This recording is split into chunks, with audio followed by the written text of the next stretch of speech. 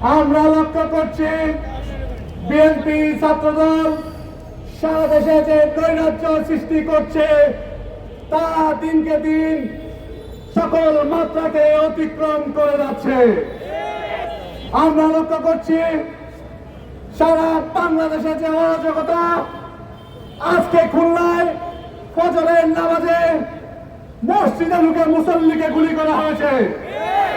আমরা দেখতে পাচ্ছি গতকাল সোনারগাঁয়ে একজন নারীকে সংঘবদ্ধ ধর্ষণ করেছে যুবলীগের নেতারা।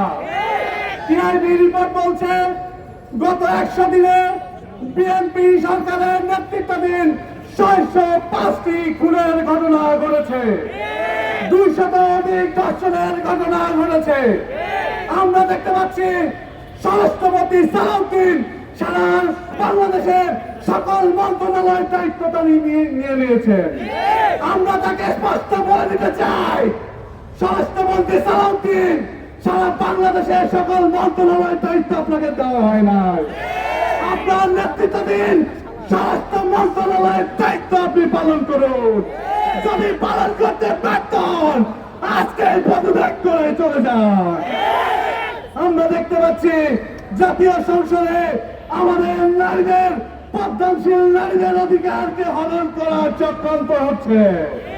আমরা স্পষ্ট কথায় বলে দিতে চাই, ফ্যাসিস্ট আওয়ামী লীগের মতোই যদি তারা পোশাকের স্বাধীনতা হরণ করতে চান, যদি তারা আমাদের বিশ্ববিদ্যালয়ের ভাইবা থেকে শুরু করে চাকরির ভাইবা থেকে শুরু করে সারা বাংলাদেশের আমাদের মা-বোনদের পোশাকের নিরাপত্তা স্বাধীনতায় যদি তারা হস্তক্ষেপ করতে চান, সারা বাংলাদেশের মানুষ যেভাবে ফ্যাসিস্টদেরকে দেশ ছাড়া করেছে আপনাদেরকেও দেশ ছাড়া করতে বাধ্য করবে।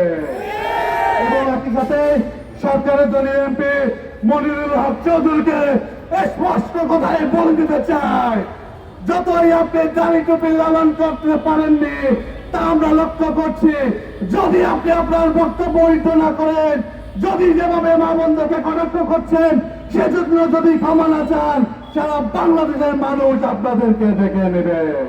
আমি আলটিমেটাম দিতে চাই, অতি শীঘ্রই আপনারা এই মনিরুল হক চৌধুরী আপনি ক্ষমা চাবেন, দেশের মানুষের কাছে ক্ষমা চাবেন, না হলে জবাব বাংলাদেশের মানুষ দেবে।